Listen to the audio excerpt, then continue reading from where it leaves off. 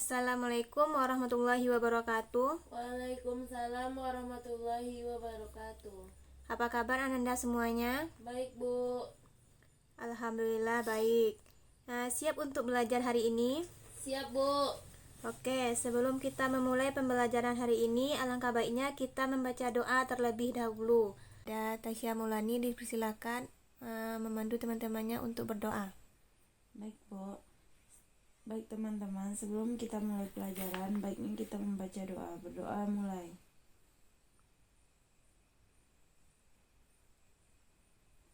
Berdoa selesai. Oke, terima kasih kepada Tasya. Semoga dengan pembacaan doa tadi, hendaknya ilmu yang kita dapatkan hari ini bermanfaat dan berkah bagi kita semua. Oke, sebelum masuk ke materi, Ibu akan mencek kehadiran Ananda semuanya. Nanti siapa nama yang terpanggil, jawab ya. Ya, Bu. Oke, yang pertama, Sinta Melati. Hadir, Bu. Oke, hadir. Tasya Maulani. Saya, Bu. Oke. Selanjutnya Husnatul Ulia. Hadir, Bu. Oke, selanjutnya Zakia Aulia. Hadir, Bu. Oke, selanjutnya Hafiza Sania. Saya, Bu. Oke, selanjutnya Salsabila Gladys. Hadir, Bu. Oke, selanjutnya Yunita Fitri M. Hadir, Bu. Oke, berarti hadir semuanya ya. Ya, Bu.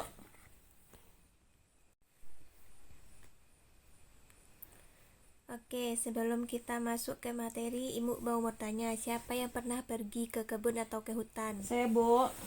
Oke, apa saja yang terdapat di sana? Banyak, Bu. Ada tumbuhan seperti kayu jati, lumut, bambu, banyak yang lain lagi, Bu. Oke, banyak ya. Nah, dari banyaknya tumbuhan tersebut, dapatkah tumbuhan tersebut digolongkan menjadi beberapa bagian penggolongan? Bisa, Bu.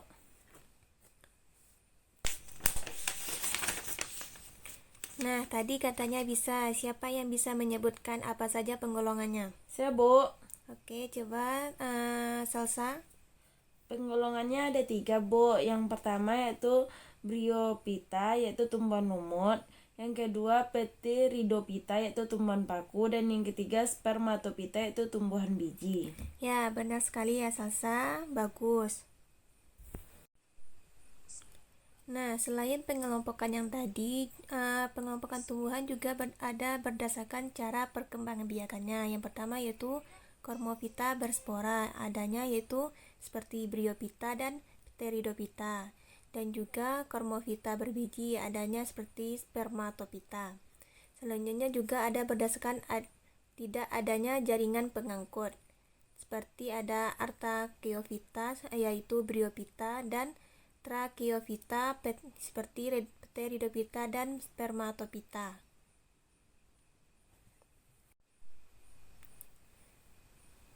Jadi tujuan pembelajaran kita hari ini yaitu membahas mengenai pada submateri Bryophyta yaitu tumbuhan lumut dengan tujuan pembelajaran yang pertama yaitu adanya ciri-ciri Bryophyta, metagenesis Bryophyta dan klasifikasi Bryophyta. Nah, nantinya pada klasifikasi Bryophyta ini metode pembahasannya kita akan melaksanakan seperti bentuk diskusi. Nanti Ananda semuanya akan Ibu bagi menjadi beberapa kelompok, bisa jadi ada 2 kelompok atau 3 kelompok nantinya. Dan untuk ciri-ciri Bryophyta dan metagenesis Bryophyta akan Ibu jelaskan sedikit. Oke, kita masuk yang pertama yaitu ciri-ciri Bryophyta. Siapa yang bisa menyebutkan apa saja ciri-ciri dari Bryophyta tersebut? Saya, Bu. Oke, dipersilahkan. Siapa itu? Oke, Hafiza. Ciri-cirinya yaitu merupakan tumbuhan peralihan antara Talophyta dan Cormophyta. Yang kedua, akar batang dan daun masih sederhana, tidak memiliki jaringan pengangkut, habitat di tempat lembab. Oke, terima kasih kepada Hafiza. Benar ya. Bryophyta merupakan tumbuhan Talophyta yaitu masih sulit untuk dibedakan antara akar, batang, dan daunnya. dan juga Bryophyta tidak memiliki pembuluh angkut seperti xilem dan phloem. Serta Bryophyta juga tumbuh pada tempat-tempat yang lembab seperti daerah-daerah yang biasanya yang terlindungi atau biasanya tempat tersebut terkena air hujan tetapi daerahnya jarang terkena sinar cahaya matahari. Oke. Bryophyta juga disebut dengan tanaman perintis atau pelopor karena dapat tumbuh pada daerah sebelum tumbuhan lain dapat tumbuh pada daerah tersebut. Oke, selanjutnya kita masuk pada bagian-bagian lumut. Nah, dari gambar yang Ibu perlihatkan, siapa yang bisa menyebutkan nama-nama dari bagian-bagian tersebut? Saya, Bu. Oke, Uliar, persilahkan.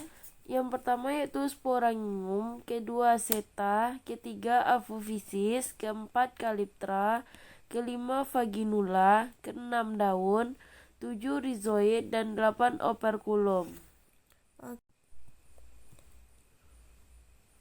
Nah, betul sekali yang disebutkan oleh Ulia tadi. Yang pertama, yang nomor 1 itu disebut dengan sporangium, yaitu merupakan tempat dihasilkannya spora nantinya. Dan yang kedua itu disebut dengan seta atau tangkai dari sporangium tersebut. Dan yang ketiga itu disebut juga dengan apophysis atau ujung seta yang melebar. Nah, pada yang nomor 4 ini disebut dengan calyptra atau tudung kotak spora. Pada bagian nomor 5 disebut juga dengan vaginula atau kaki dari sporangium. Dan yang keenam, yang keenam ini disebut dengan daun dari lumut tersebut. Pada bagian 7 disebut dengan rhizoid. Nah, bentuknya ini seperti akar tetapi ini bukan akar, tetapi rhizoid, yaitu nantinya berguna untuk melekatnya lumut tersebut kepada substrat tempat hidupnya. Dan yang ke-8 itu disebut dengan operculum atau tutup dari kotak spora.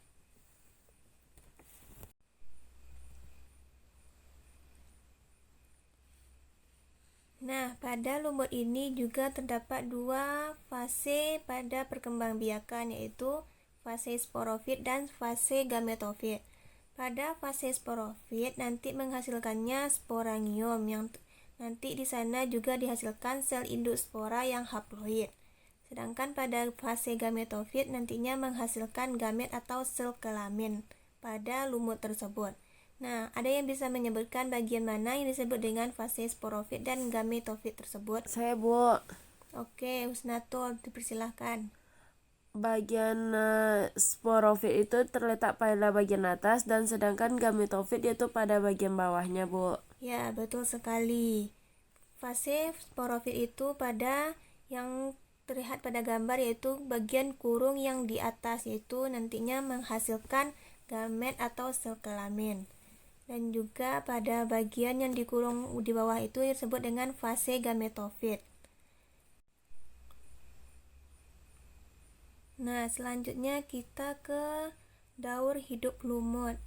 Nah, daur hidup lumut ini dimulai dari spora atau spora haploid yang nantinya spora tersebut jatuh kepada lingkungan atau tempat lembab. Nah, nanti spora tersebut akan berkecambah membentuk protonema atau gametofit muda seperti yang terlihat pada gambar. Nah, pada gametofit muda ini sudah ada rhizoidnya, yaitu tempat melekatnya lumut tersebut ke tempat substratnya hidup.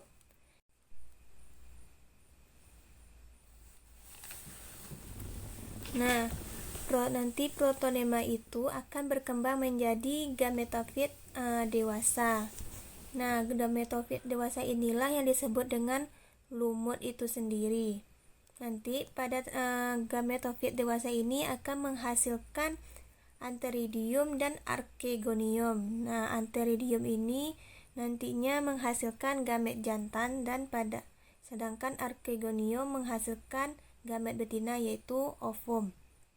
Nah, antheridium dan archegonium ini nantinya akan mengalami fertilisasi yang menghasilkan zigot diploid atau 2N.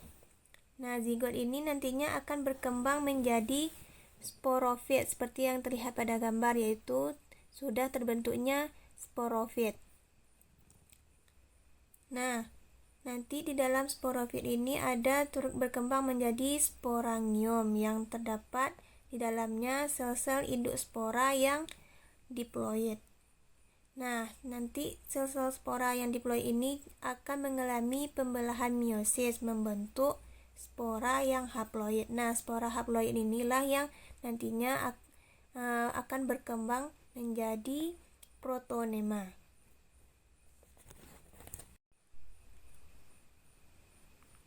Nah, dari gambar daur hidup lumut tadi, kita bisa melihat bagaimana bentuk skema metagenesis dari lumut tersebut. Yang pertama, seperti skema yang terlihat, yaitu adanya spora atau spora haploid, di mana nantinya spora tersebut akan berkecambah membentuk protonema atau tumbuhan lumut muda. Nah, pada tumbuhan lumut muda ini nantinya akan berkembang menjadi tumbuhan lumut dewasa atau fase gametofit. Nah, dari fase gametofit inilah nantinya akan menghasilkan sel gamet atau sel kelamin. Sel kelamin yang dihasilkan yaitu ada dua, yaitu antheridium dan archegonium. Antheridium ini nantinya akan menghasilkan sel sperma, sedangkan pada archegonium akan menghasilkan sel ovum. Nah, setelah terbentuknya sel kelamin, maka sel antheridium dan archegonium tersebut akan mengalami fertilisasi, di mana yang akan nantinya menghasilkan zigot. Zigot yang dihasilkan yaitu zigot diploid. Nah, nanti zigot tersebut akan berkembang menjadi sporofit atau fase sporofit, di mana pada fase sporofit ini akan terdapatnya sporangium atau kotak spora. Nah, dari kotak spora tersebut terdapat sel-sel induk spora yang diploid atau 2N.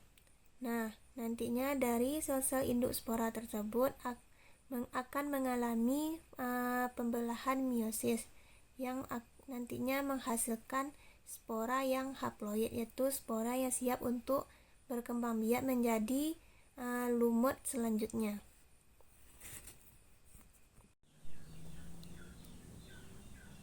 Baiklah, selanjutnya mengenai pengklasifikasian Bryophyta. Bryophyta ini dibagi atas menjadi 3 kelas, yaitu ada Bryopsida atau lumut daun, Anthoceratophyta lumut tanduk, dan Hepaticophyta atau lumut hati. Baiklah, sesuai yang Ibu katakan tadi, kita akan membahasnya melalui diskusi kelompok. Nah, di sini Ibu akan membagi Ananda semuanya menjadi 3 kelompok. Yang pertama, kelompok 1 ada Tasya Maulani dan Hafizah Sania dengan materi mengenai Anthoceratophyta.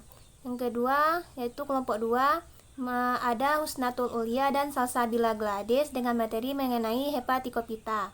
Selanjutnya, kelompok 3 ada Zakia Aulia dan Yunita Fitri M dengan materinya membahas mengenai Bryophyta atau Bryopsida. Nah, nantinya yang kalian diskusikan pada kelompok tersebut yaitu mengenai materi yang sudah Ibu bagikan tadi, itu mengenai apa saja ciri-ciri dari lumut tersebut, apa saja peranannya, dan apa saja bagaimana perkembangbiakannya.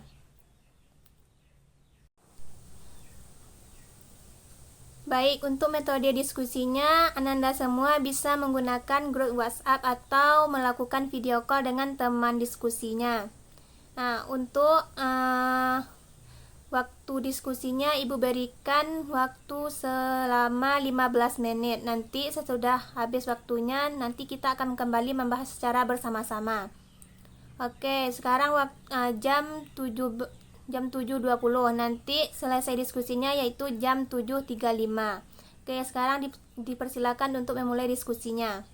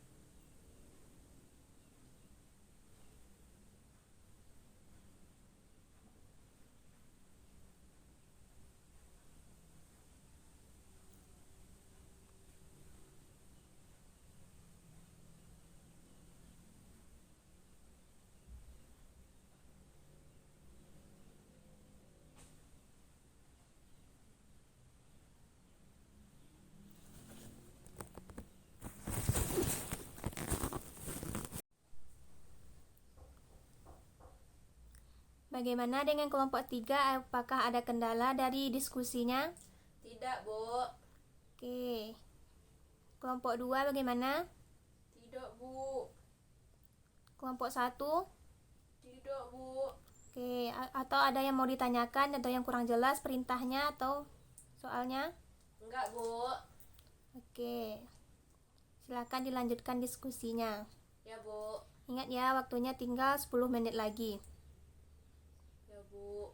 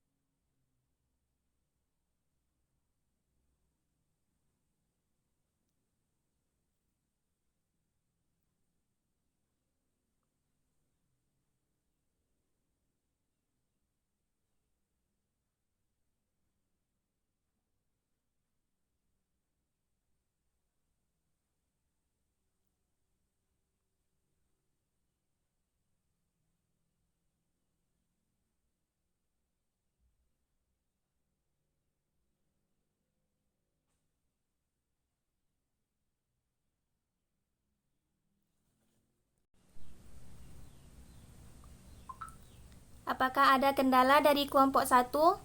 Enggak, Bu. Oke, bagaimana dengan kelompok 2? Siap, Bu.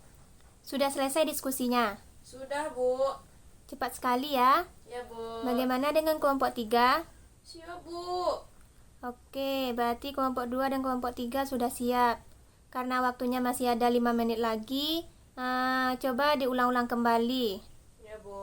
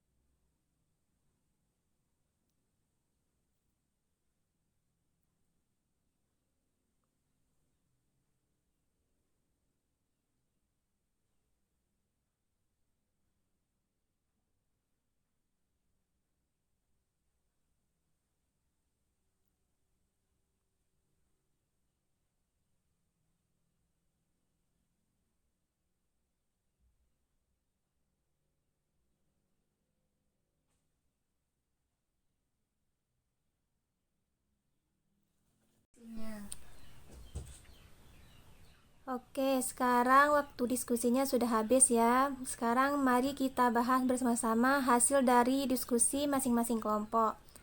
Yang pertama, siapa yang bisa menyebutkan apa saja hasil diskusinya? Kelompok siapa yang pertama? Kelompok kami, Bu.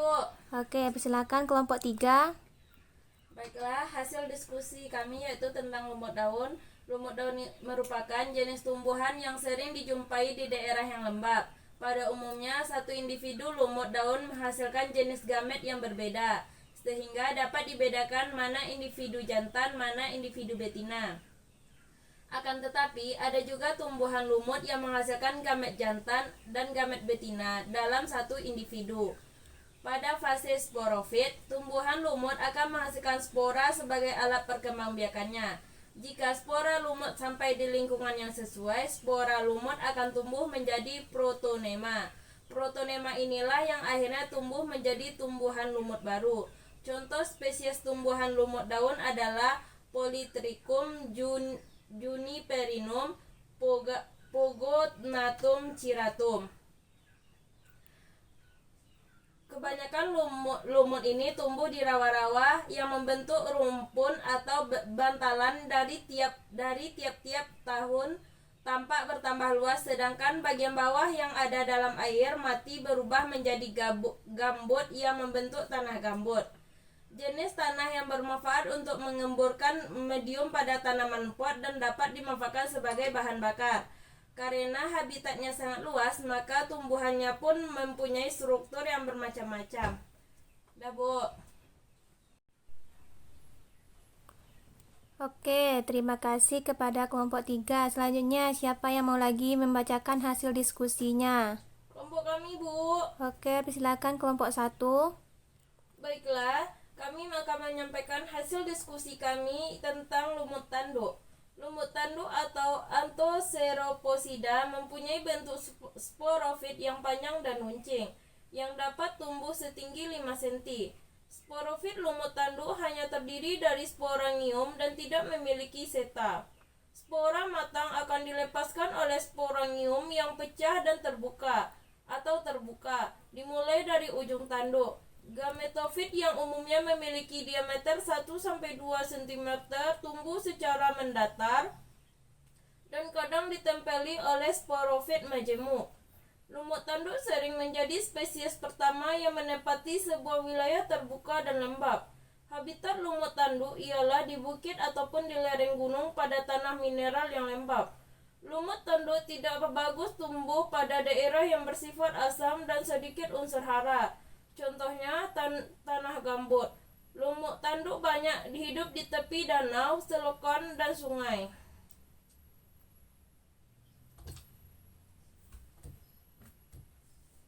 Masih ada lagi? Dah, Bu. Oke, sudah. Nah, selanjutnya yang terakhir kelompok berapa lagi? Kelompok 1 atau 2? Oh, kelompok 2. Oke, silakan bacakan hasil diskusinya. Ya, Bu. Lumut hayati atau Hepaticopida mempunyai bentuk tubuh seperti lembar banyak lekukan dan mempunyai bentuk hati. Oleh karena bentuknya ini, lumut hati pernah dianggap bisa membantu menangani penyakit hati. Lumut hati memiliki tubuh dengan struktur akar, batang, dan daun sehingga sering dianggap sebagai kelompok peralihan dari tumbuhan Talophyta ke Cormophyta. Habitat lumut hati ialah pada tanah mineral yang lembab di lereng gunung ataupun di bukit. Lumut ini juga dapat tumbuh pada dasar hutan yang lebat. Lumut hati tidak ideal tumbuh pada tanah gambut yang bersifat asam dan sedikit unsur hara.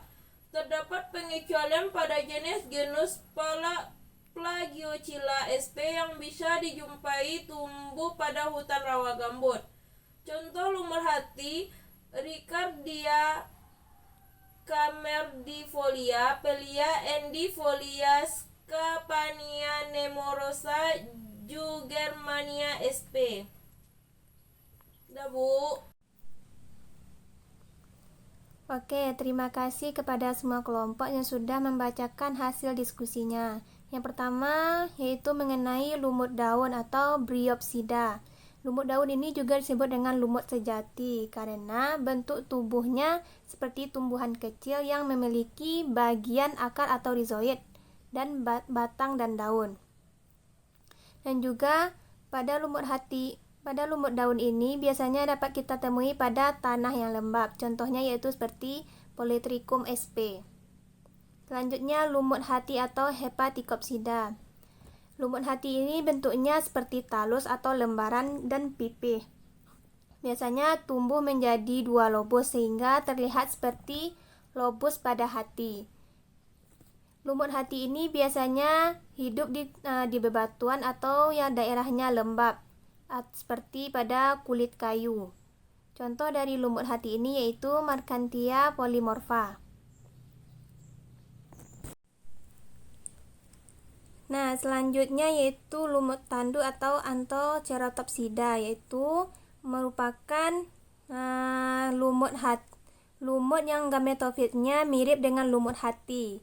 Bedanya terletak pada fase sporofitnya. Pada lumut tanduk ini, sporofitnya berbentuk seperti kapsul yang memanjang yang mirip bentuknya dengan tanduk. Ciri unik dari lumut tanduk ini, sporofitnya akan terus tumbuh selama gametofitnya juga masih tumbuh. Contoh dari lumut ini yaitu Anthoceros fusiformis. Nah, dari banyak bahasan yang sudah kita bahas tadi, siapa yang bisa menyimpulkan apa saja materi yang didapatkan pada pertemuan hari ini? Saya, Bu. Nah, dipersilahkan. Yang pertama yaitu ciri-ciri dari Bryophyta, yaitu Talophyta tidak dapat dibedakan antara akar, batang, dan daun. Disebut juga dengan tumbuhan peralihan karena tumbuhannya masih berupa talus atau lembaran. Tetapi ada juga yang sudah mempunyai struktur mirip akar, batang, dan daun sejati. Disebut tumbuhan pelapor atau perintis karena tumbuh di suatu tempat sebelah tumbuhan lain mampu hidup. Mempunyai 2 bentuk generasi yaitu gametofit dan sporofit.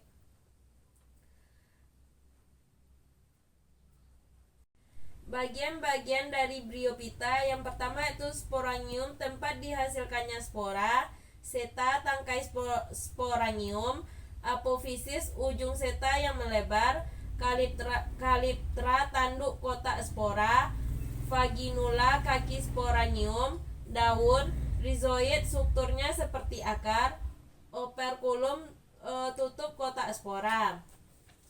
Selanjutnya yaitu klasifikasi, dibedakan dalam 3 kelas. Yang pertama lumut daun atau Bryopsida, lumut hati, dan lumut tanduk. Oke, terima kasih yang sudah membacakan hasil diskusi, membacakan kesimpulan dari materi kita hari ini. Nah, benar sekali, Bryophyta memiliki ciri-ciri adanya seperti Talophyta, yaitu tidak dapat dibedakan antara akar, daun maupun batangnya. Dan juga disebut dengan tumbuhan peralihan karena tubuhnya masih berupa talus atau lembaran. Dan juga disebut dengan tumbuhan pelopor atau tanaman perintis karena mampu tumbuh pada suatu tempat sebelum tumbuhan lain dapat tumbuh di sana. Dan juga memiliki 2 bentuk generasi yaitu fase sporofit dan fase gametofit. Dan juga klasifikasi dari Bryophyta dibedakan atas 3 kelas yaitu lumut tanduk, lumut daun, dan lumut hati. Oke, sekian pembahasan kita pada pertemuan hari ini. Semoga ilmu yang kita dapatkan hari ini hendaknya bermanfaat bagi kita semua. Apakah masih ada yang ingin ditanyakan? Tidak, Bu. Nah, oke, sepertinya tidak ada. Baiklah, untuk tugas selanjutnya Ibu berikan sebuah pekerjaan rumah. Nantinya akan Ibu kirimkan linknya melalui grup WhatsApp kita. Ya, Bu. Oke, baiklah, Ibu sudahi dengan Assalamualaikum warahmatullahi wabarakatuh. Waalaikumsalam warahmatullahi wabarakatuh.